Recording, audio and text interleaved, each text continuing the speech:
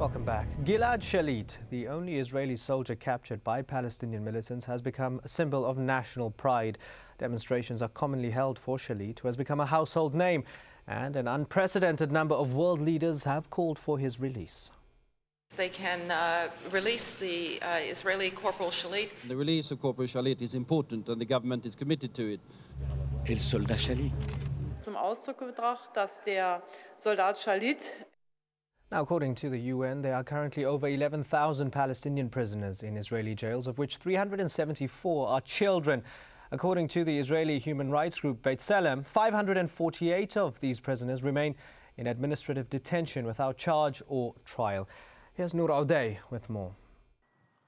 Al-Jalazon refugee camp north of Ramallah. 10,000 people live here. Almost every family has had a loved one detained by Israel at some point or another in the past 42 years of occupation, part of the 250,000 Palestinians detained by Israel during those years. Al-Nakhle family is a prime example. Murad Nakhle has had 3 of her sons detained by Israel.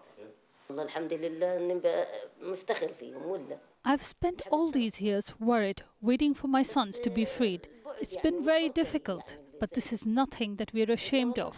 It's an honor for us. My sons were detained for resisting the occupation, not committing a crime. Her eldest, Murad, remains in jail. He has so far served 7 of a 15-year sentence, accused of resisting occupation. While in Israeli detention, Murad has only been allowed to see him a handful of times. This time, I had to wait for 4.5 years before I was allowed to see him. When my son Jihad told me the Israelis gave me the permit, I cried so much. The 2 days that passed after that felt like a lifetime. Murad got married and had a son in the 6 years of freedom he enjoyed after his first 7 years in jail. He was detained again on his son's 2nd birthday. Usaid is now 9. He's visited his father a handful of times. A shy boy, Usaid tells me all his friends have their dads with them, except him. Usaid used to break my heart when he started talking.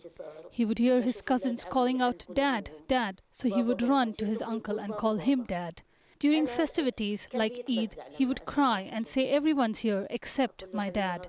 When he grew up a little and visited Murad, he understood where his dad is. Jihad is 35 years old. He's been detained by Israel 4 times for a total of 30 months. He got married barely 5 months ago. It was so painful. My happiness during my wedding was incomplete.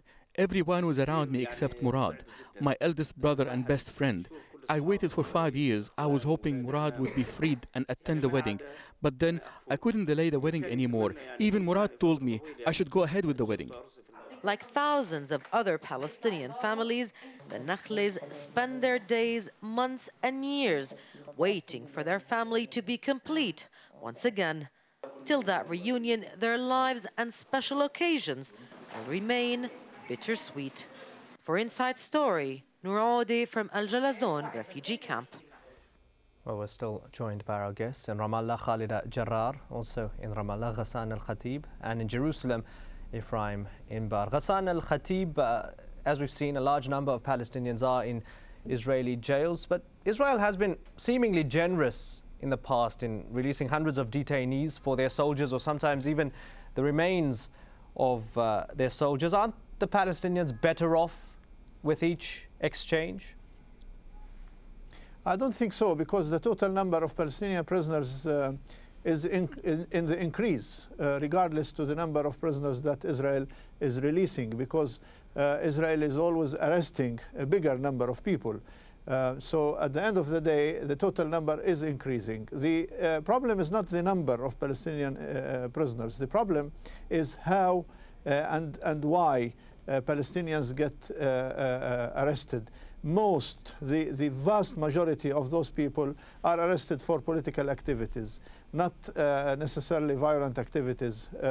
And even those involved in violent activities, are doing legitimate things in most of the cases because they are defending their homeland that is illegally occupied by the illegitimate Israeli occupation.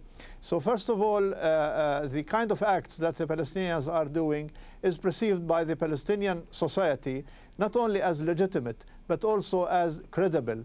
And this sector of the Palestinians, I mean the prisoners and ex-prisoners, are probably the most credible kind of people in the perception of the Palestinian society in general. And if Israel believes that it can reduce the level of hostility to the occupation and the level of resistance to the occupation by arresting a growing number of Palestinians, then they are making a big mistake, because the more they arrest of the Palestinians, the more they increase the willingness for fighting back against this illegal Israeli occupation. Let's pose that to Ephraim Inbar. The more you arrest Palestinians, the more you increase the willingness for fighting back at the occupation. How would you respond to that? First of all, I would like to say that I'm very sorry that some of my Palestinian neighbors have lost their moral compass and see people that send suicide bombers to blow themselves into Israeli buses as freedom fighters. I think they are despicable murderers. And I'm very sorry that this is the most credible part of the Palestinian society. I would also like to point out that the two societies... Is everybody out of the 11,000 a despicable murderer? 548. Not everybody. Without charge. But many of them are despicable murders, and I don't see the voices in the Palestinian society denouncing this type of Is 12-year-old despicable Mohammed Khawaja act. a despicable murderer? Mohammed Khawaja, 12 years old, as human rights group Beit Salem documented, detained without charge, blindfolded, punched, kicked, dragged, tear gassed. I would appreciate if you let me finish. Go ahead. I would appreciate if you let me finish my argument. Second, I think we should point out that the two societies are at war. We fight on a piece of land which both sides believe it's their homeland. And as long as we are at war, we try to limit the security risks to our society, and this is what we are doing. Basically, the detainees and the prisoners are a result of our evaluations that they are a security risk to us. When the two societies will be at peace, then we'll have a release of prisoners on both sides. Or alternatively, when one of the sides has a bargaining card like today, Gilad Shalit, then we'll see a swap of prisoners. And all this sentimentalist and biased report doesn't make a service to understanding better the type of conflict we are engaged in. Khalida Jarrar, you've lost your moral compass, says Ephraim Inbar. Respond to him. First of all, I will not respect to him because I don't want to do this kind of dialogue with people who are thinking of things like this.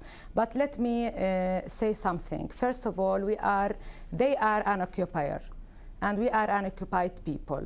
Second, we are people who are defending it is my land, our and people under the reached occupation. This land by defensive war. Please, I will not. Third, those who are without moral is the occupation. I don't think that using a helicopter, assassinating people, demolishing houses under the head of the people and defending that issue. This is, sorry to say that. So we are people who are occupier people.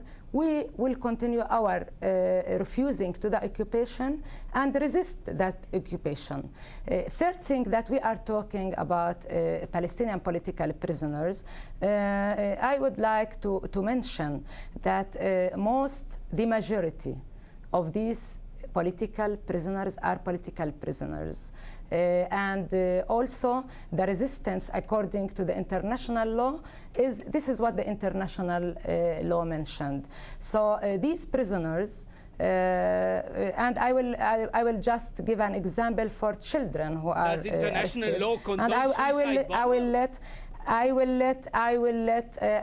Sorry, I don't like to talk on that way. And I'm talking to the people. I'm not talking. Finish your point, Khalida Jarrar. To you. This is my opinion to the people, because the way of thinking on that way, I will not accept to have any kind of dialogue, because it's not. I'm talking to the people, Khalida Jarrar, finish your point, to the please. public opinion. So the third thing is that talking about a soldier, Gilad Shalit, he was a soldier. He was on his tank when he was arrested by the Palestinian resistance on Gaza. He's not raising the flowers to send it to Gaza people. He was on his tank with his military